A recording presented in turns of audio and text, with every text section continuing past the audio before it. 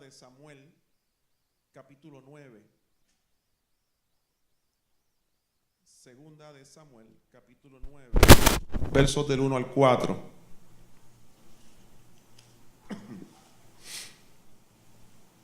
Segunda de Samuel 9, versos del 1 al 4. La palabra del Señor lee como sigue. Dijo David: ¿ha quedado alguno de la casa de Saúl a quien haga yo misericordia por amor de Jonatán? Y había un siervo de la casa de Saúl que se llamaba Siba, al cual llamaron para que viniese a David. Y el rey le dijo: ¿eres tú Siba? Y él respondió: tu siervo. Y el rey le dijo: ¿no ha quedado nadie de la casa de Saúl a quien haga yo misericordia de Dios? Y Siba respondió al rey: aún ha quedado un hijo de Jonatán, lisiado de los pies. Entonces el rey le preguntó: ¿dónde está? Y Siba respondió al rey: he aquí, está en casa de Maquir, hijo de Amiel, en Lodebar. Señor, nosotros estamos delante de tu presencia durante todo este tiempo. Y me atrevo a decir, Señor, que nunca hemos dejado de estar delante de ti.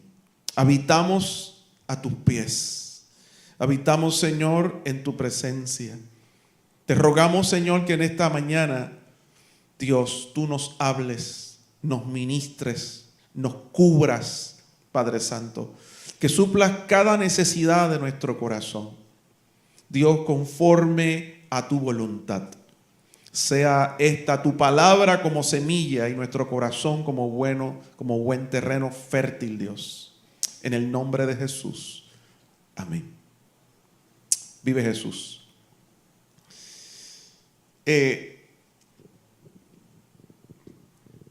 Hubo un momento donde había muchas guerras y demás. Hubo un momento donde Israel llegó a tener un rey después de haber tenido varios jueces que dirigían al pueblo. Este rey se llamó Saúl, y Saúl hizo lo malo delante de los ojos de Dios y Dios lo desechó. Y Dios ungió a un niño llamado David, que todos conocemos la historia de que David mató a Goliat, le tiró con una piedra y le rajó la cabeza, lo mató. Y luego de muchos años, David llegó a ser rey. En ese proceso, él hizo una gran amistad con el hijo del rey. El rey Saúl era un hombre bien alto. La Biblia dice que de los hombros hacia arriba era más alto que todos los hombres que habían en Israel. Así era el rey, un hombre imponente, un hombre de una postura, parecía rey. Y ese fue el hombre que los hombres escogieron. Y tenía este hijo llamado Jonatán, que hizo una amistad bien fuerte y se ligaron bien fuerte el hijo del rey Saúl, que era Jonatán, con David, el jovencito que ya se estaba convirtiendo en todo un hombre. Hicieron una amistad bien fuerte, y Dios había escogido a David como sucesor del rey Saúl. Pasaron los años, estimo yo 40, porque el reinado de Saúl duró 40 años. Luego de 40 años de reinado, Saúl muere. Y el pueblo escoge a David como rey, que ya había sido ungido hace años atrás como rey, pero no ocupaba el lugar porque el rey en ese entonces era Saúl. Pasaron muchos años, David afirmó su reino, se convirtió en un rey poderoso. Tan fuerte era su reinado que dominó prácticamente todo y destruyó todo y pudo liberar a Israel de mucha opresión. Y resulta que mientras David era amigo de Jonatán, el hijo del rey, antes de que Saúl muriera, era tan fuerte la amistad que ellos hicieron un pacto entre ambos. Yo no sé cuando chiquito, si usted hizo un pacto con alguien, pero a veces en las películas, a veces los amigos hacen pactos de sangre, donde se pinchan un dedo y le sale sangre, el otro se pincha el dedo y dice, estamos ahí conectados, ¿verdad? Vi otra película donde lo que hacían era que se escupían saliva en la mano ambos y después se daban la mano. Yo prefiero la sangre, no esa de la mano. Pero ellos hicieron un pacto, ¿verdad? No sé cómo lo hicieron en ese momento, no recuerdo. Pero Jonatán y David hicieron un pacto. Y dice la Biblia, en este pasaje que nosotros acabamos de leer, que cuando David afirmó su reino, cuando David ya estaba en todo su apogeo, inclusive dice que los hijos de David eran los príncipes de Israel. David se sentó y ocurrió lo que acabamos de leer, que la Biblia dice que él dijo, ¿habrá alguien vivo de la familia del rey Saúl? ¿Habrá alguien vivo de la familia de Jonatán con el que yo hice pacto? Y él pregunta eso, ¿saben por qué? Porque resulta que para aquellos tiempos, cuando un rey caía y se levantaba otro, ¿saben lo que hacían con la familia de ese rey caído? Los mataban a todos. Los buscaban y los mataban a todos, para que ninguno de los descendientes de ese rey caído fuera a pedir la corona, a sublevarse, y el rey nuevo corriera peligro.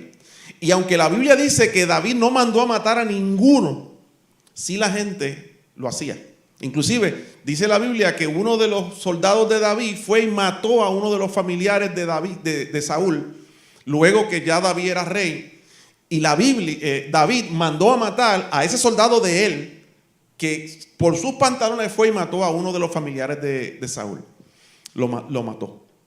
Inclusive la Biblia dice que el hombre, el soldado que vino donde David a darle la noticia de que Saúl había muerto, inclusive le dijo, tu enemigo murió Saúl.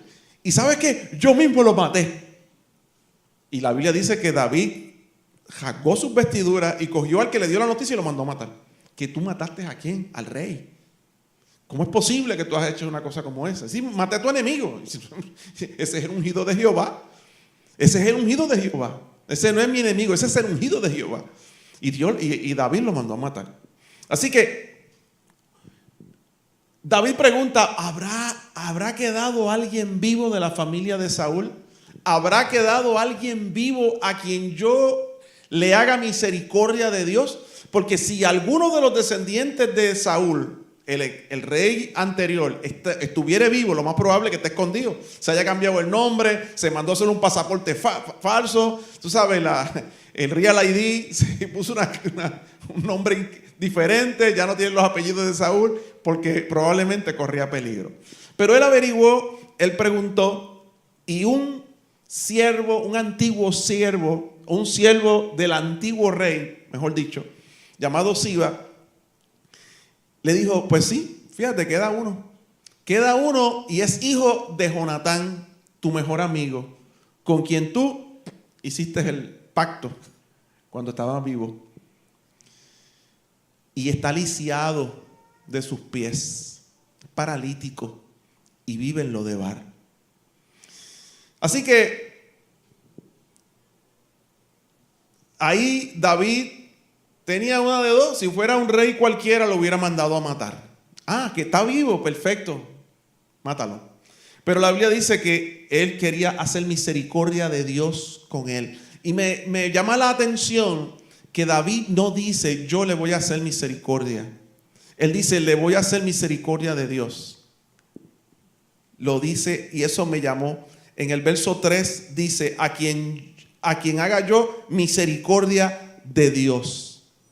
A quien haga yo misericordia de Dios. Es como si fuera la misericordia de Dios sobre esa persona, pero yo voy a ser el instrumento para que Dios derrame su misericordia sobre esa persona. Esa es la forma en que él barajea las palabras en esta parte.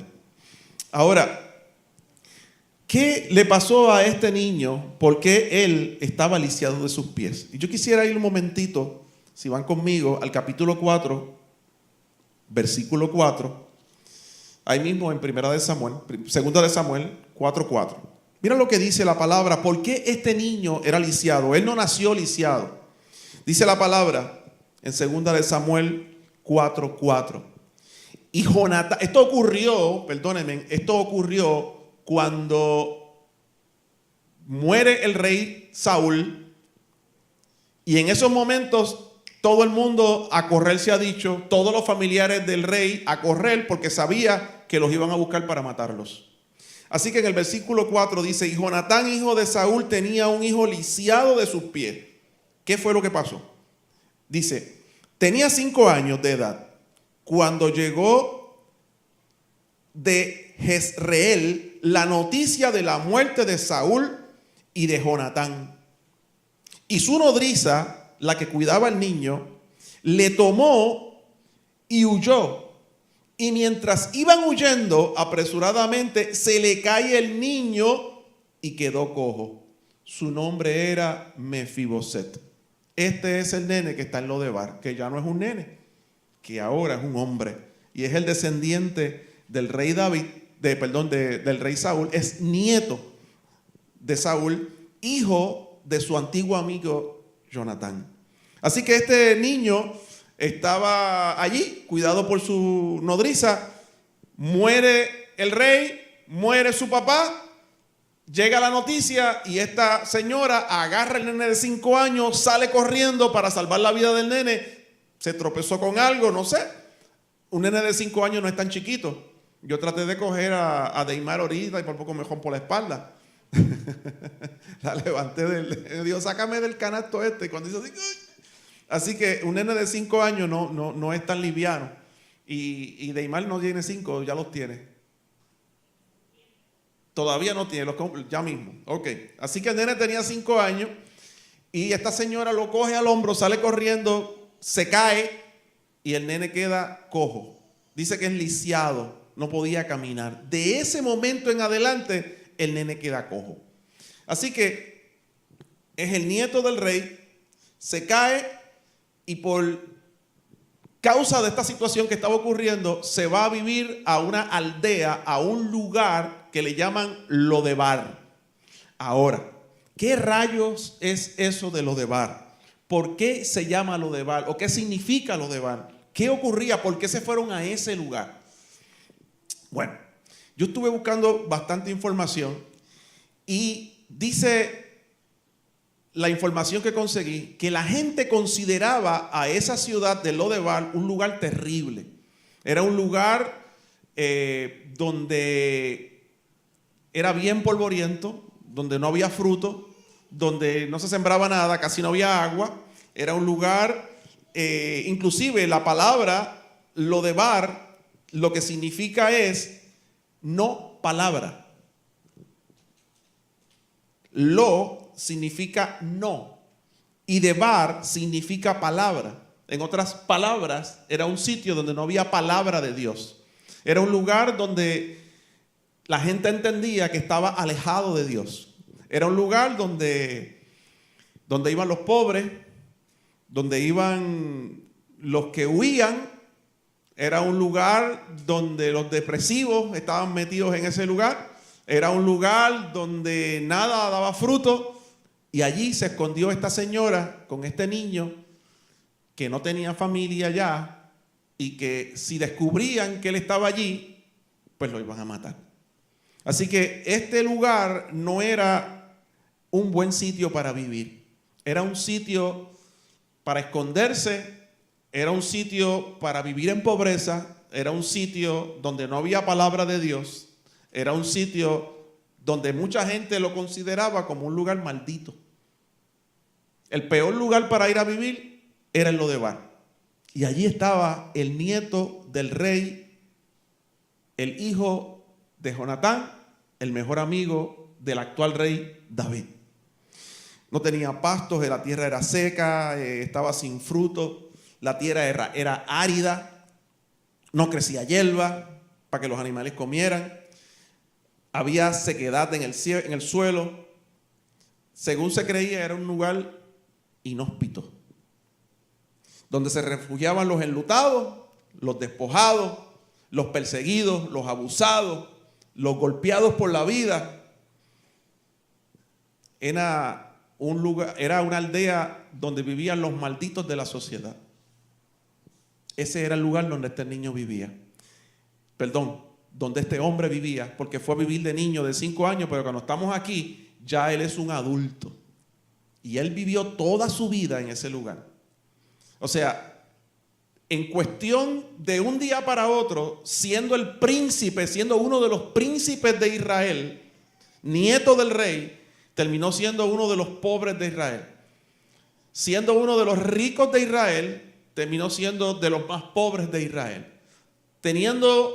Viviendo en un lugar de prosperidad, en un lugar donde tenía todo lo que él quisiera. Simplemente dilo por esa boca y ya lo vas a tener. A vivir en un lugar sin familia, sin papá, sin mamá, sin abuelo, sin hermanos, sin nada. Criado por una señora que probablemente lo quería mucho porque le salvó la vida, pero no quedaba nada de él. No quedaba nada de él. Era un niño solo, huérfano, y para colmo, estaba lisiado, no podía caminar. Esta señora, queriendo ayudarlo, lo dejó paralítico. Y así vivía este hombre en Lodebar. Así se crió. Yo no me imagino vivir en un lugar así. Uno en su casa pues trata de tener lo mejor para sus hijos. Muchos padres dicen, yo quiero que mis hijos tengan lo que yo no tuve. Y uno se esfuerza para que sus hijos tengan todo.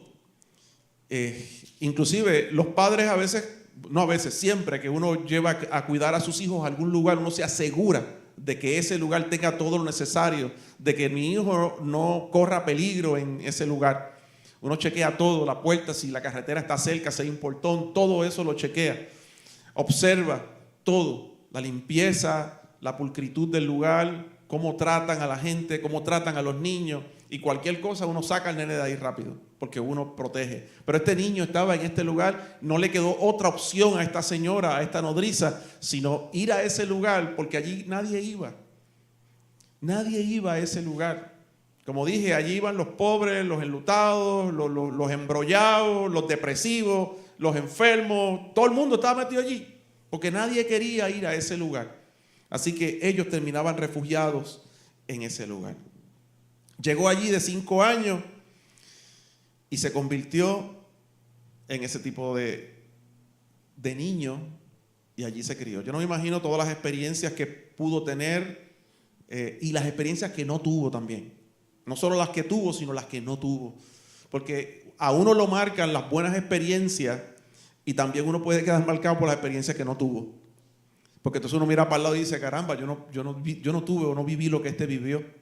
No tuve estas experiencias. El otro día estaba viendo una película y en la película había un hombre rudo, había un hombre de estos que se habían criado en la calle y el otro le decía, necesito que llores para que se te salga algo que tienes en el ojo. Y él decía, pues no podía abrir los ojos. Y tienes que llorar para que las lágrimas te limpien los ojos. No puedo llorar, no hay nada que me haga llorar. Y él le decía, mira esto, no me hace llorar nada de esto. Entonces este hombre empieza a contarle cómo él era con sus hijos y cómo él los crió y todo lo que él hacía con los hijos, y eso hizo llorar a este señor. Y digo, porque ahora es porque yo quisiera un padre como tú, que yo nunca lo tuve. Y empezó a llorar y toda su rudeza pues cayó al suelo. Y a veces las experiencias que no hemos tenido nos marcan porque no tuve algo que el otro tuvo. Y todas estas cosas pues marcaron a este joven que ya era un hombre. Se quedó sin nada viviendo en aquel lugar. Y ocurre algo que leímos en el capítulo 9, y es que el rey lo mandó a llamar. El rey mandó a llamar a este niño, que fue la parte que escuchamos, que leímos. Pero leímos hasta el versículo 4. Yo quisiera leer del versículo 5 en adelante para que veamos qué fue lo que ocurrió y qué hizo el rey cuando llamó a Mefiboset. Dice en el capítulo 9, versículo 5.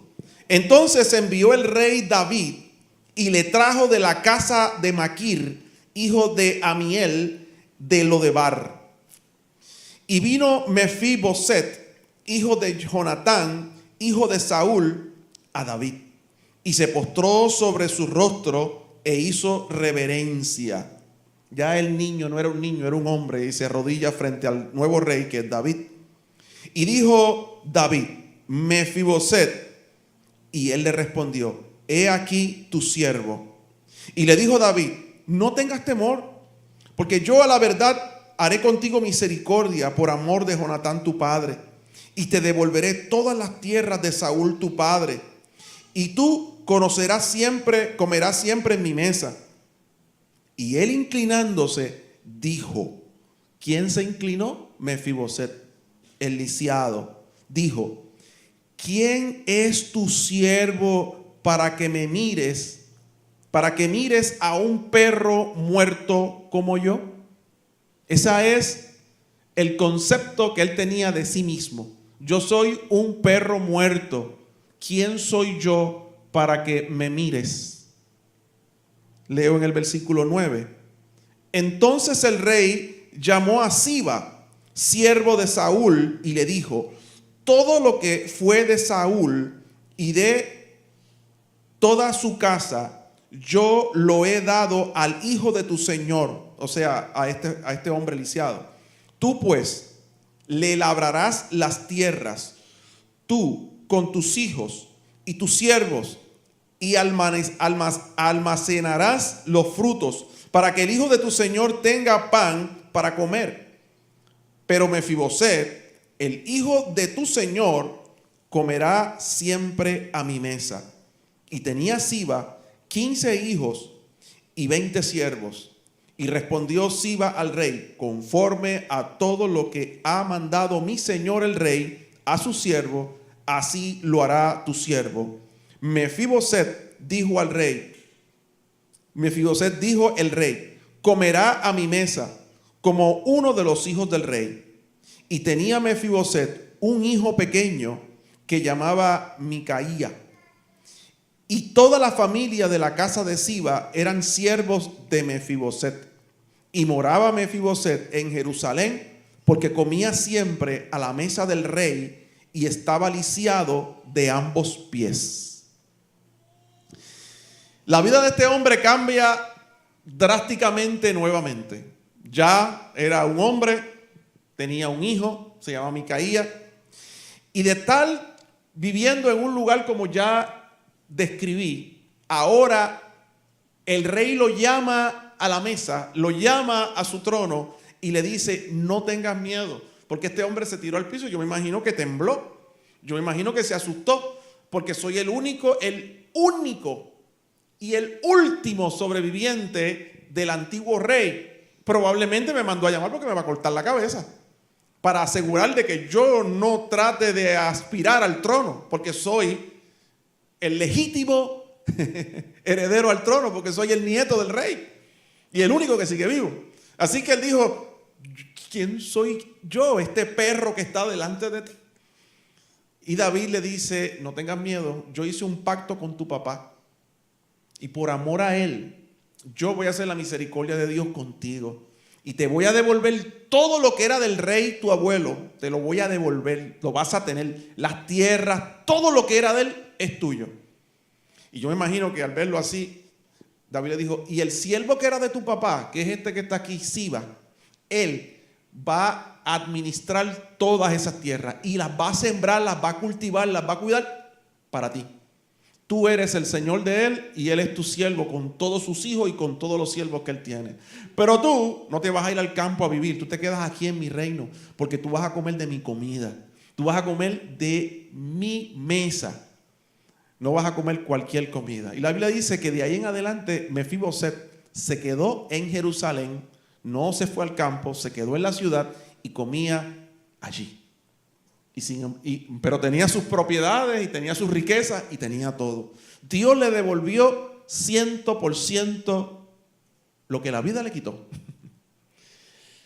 A veces la vida es bien cruda, es bien fuerte con uno. Le quita la salud, le quita la paz, le quita muchas cosas a uno. A veces hasta la salvación. Hay gente que vive en Lodebar.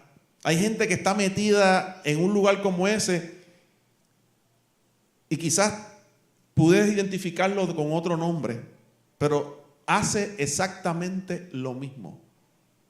Te priva de todas las cosas. Hay gente que voluntariamente se meten en esos lugares. Hay veces que uno pasa por una situación, que uno termina deprimido y pasan los años y uno está metido en lo de bar. Donde vive el enlutado, donde vive el deprimido, donde vive el que le debe a cada santo una vela, donde vive el enfermo, donde vive el triste. Y lo triste del caso es que no salen de lo de bar. Piensan que soy un pobre perro, como decía Mefiboset. ¿Quién soy yo para venir a la casa del rey? ¿Quién soy yo para salir de lo de bar? Ahí llevo desde los 5 años. Ahí estoy metido de toda mi vida. Ya la vida de riqueza y de palacio, yo ni me acuerdo. Yo lo que tenía eran 5 años. Los recuerdos que tengo es pobreza, necesidad, olvido, decepción. La gente que me rodea son así. Eso es lo que yo vivo, eso es lo que yo soy. Y dice que se tira al piso y él mismo se llama a sí mismo. ¿Para qué tú le vas a hacer misericordia a este perro? ¿Tú sabes lo que es eso? Que uno se llame a sí mismo perro. Un perro. Pero la Biblia dice que ese pacto que David había hecho, él lo honró y le devolvió todo lo que él tenía. Lo volvió a llamar. Lo sacó de lo de bar, lo llevó a su casa, a la casa que era del rey, la antigua casa de su abuelo y de su papá. Dios es bueno, hermano. Dios es fiel. Y nosotros tenemos un padre y tenemos un rey. Y ese rey se llama Dios. Y Dios llama a todo el mundo a salir de lo de bar. La Biblia dice en Juan 3:16, porque de tal manera amó Dios al mundo, que dio a su Hijo unigénito, para que todo aquel que en Él crea no se pierda, sino que tenga vida eterna en Cristo Jesús. A veces por falta de fe nosotros no salimos de lo de bar. A veces teniendo un padre, teniendo un rey que está dispuesto a hacer misericordia con nosotros, preferimos quedarnos en el mismo lugar.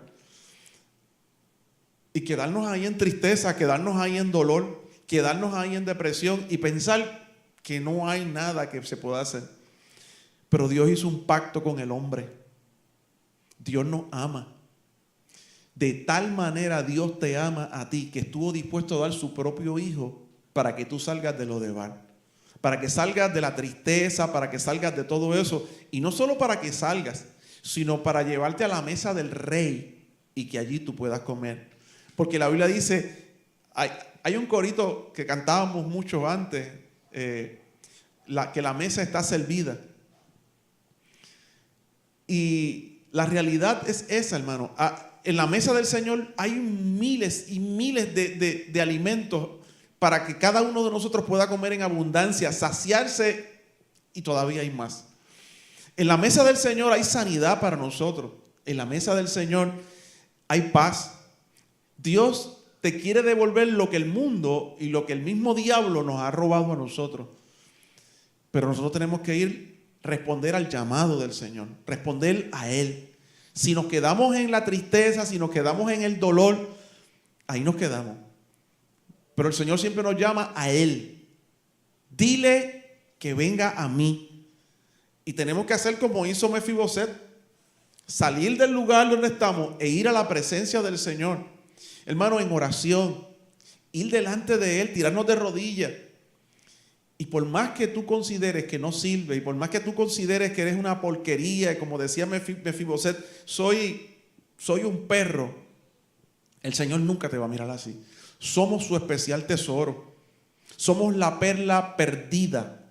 Somos la moneda perdida. Somos la oveja que se extravió y Él dejó todas las 99 y fue a buscar a esa que se había perdido. Y esa eres tú. Y muchas veces la oveja perdida piensa que no es querida. La oveja perdida a veces piensa que no es amada. La oveja perdida a veces piensa que porque ha sido rebelde, Dios ya la olvidó.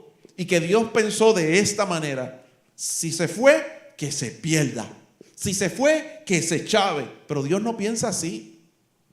Porque Dios nos ama a cada uno de nosotros. Somos su especial tesoro. De tal manera te amó Dios, que dio a su propio Hijo por ti.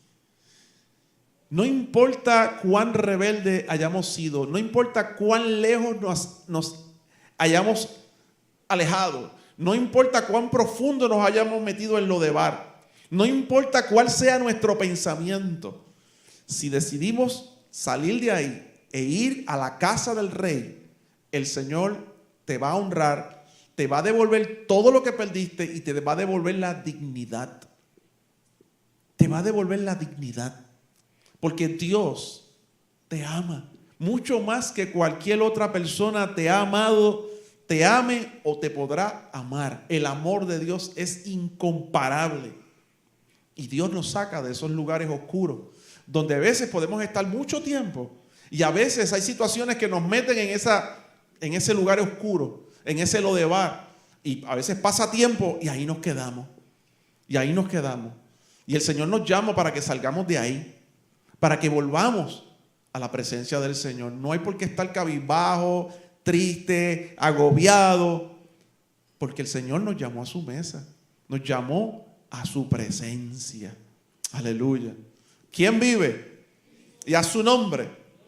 Yo quisiera detenerme aquí para orar. Y en esta oración, si tú necesitas